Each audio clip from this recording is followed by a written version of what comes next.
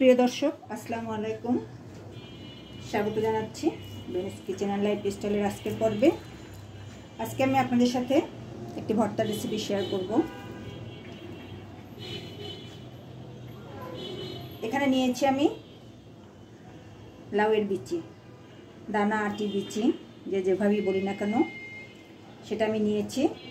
অর্থাৎ লাউ এনেছিলাম, তো লাউয়ের বিচিগুলো একটু শক্ত ছিল, সেদ্ধ করে নিয়েছি। সেদ্ধ করার সময় শুধু লবণ দিয়েছি, আর সেদ্ধ করার সময় পানি যেটা দিয়েছি সেটা শুকিয়ে এরকম একটু পোড়া পোড়া করে নিয়েছি।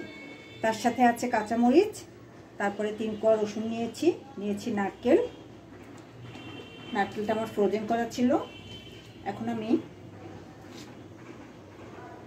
সেদ্ধ করার সময় তো লবণ আমি দিয়েছি, কিন্তু আর একটু লবণ দিয়ে এখন বেটে নেব।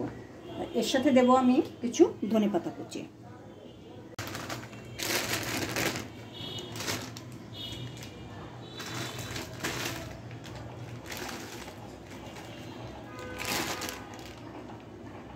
ধনেপাতা সেটাও ফ্রোজেন করা ছিল, সেখান থেকে এনে কিছুটা দিয়ে দিলাম। এবার বেটে নেব।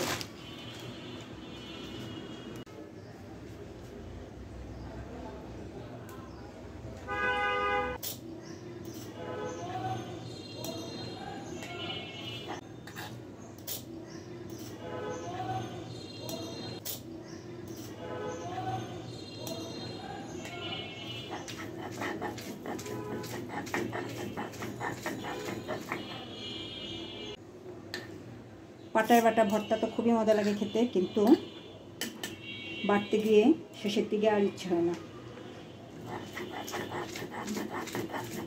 খুবই কষ্টদায়ক ব্যাপার, খেতে হলে তো করতে হবে। অর্থাৎ এগুলি শখের খাওয়া, এগুলি যে খেতেই হবে এমন কোনো কথা না, এটা হচ্ছে শখের খাওয়া। কখনো কখনো ভর্তা খেতে মন চায়, ভালোই লাগে।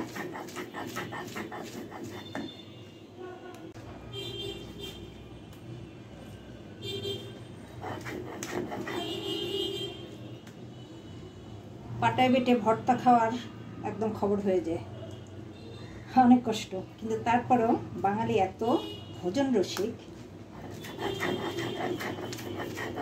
যত কষ্টই হোক খেয়েই ছাড়বে।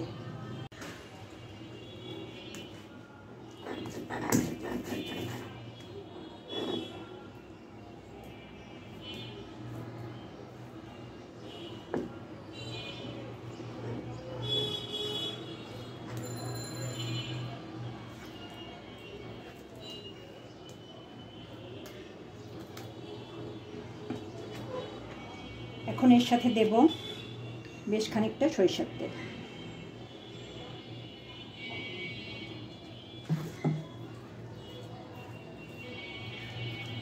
ভর্তা বাটার পরে পাটায় মেখে ভাত কেটে খেয়েছেন, যারা খেয়েছেন তাদের শৈশব অনেক মধুময় ছিল, কারণ আমি খেয়েছি। আমার মা ভর্তা বেটে তারপরে ভর্তাটা তুলে নেওয়ার পরে পাটায় ভাত মেখে মুঠি করে করে আমরা যারা ভাই বোন ছিলাম সবাইকে দিতেন। সে কি স্বাদ, মনে হতো যেন অমৃত।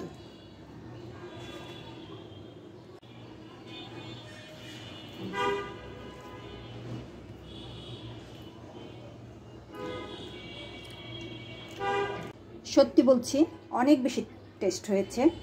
আমি প্রথম বানালাম, আমি কখনো এই লাউয়ের দানা দিয়ে ভর্তা নিজের হাতে করিনি। বিশ্বাস না হয় আপনারা একবার করে দেখবেন, কারণ আমি ফেলে দিতে চেয়েছিলাম যে এত শক্ত দানা ফেলে দিই, পরে মনে হলো একবার ট্রাই করে দেখি। তো আপনারাও করে দেখবেন, খুবই মজা। আশা রাখছি আজকের আমার এই ভর্তা রেসিপি আপনাদের ভালো লেগেছে। আজ তাহলে এ পর্যন্তই। ভালো থাকবেন সকলে। আল্লাহ হাফেজ।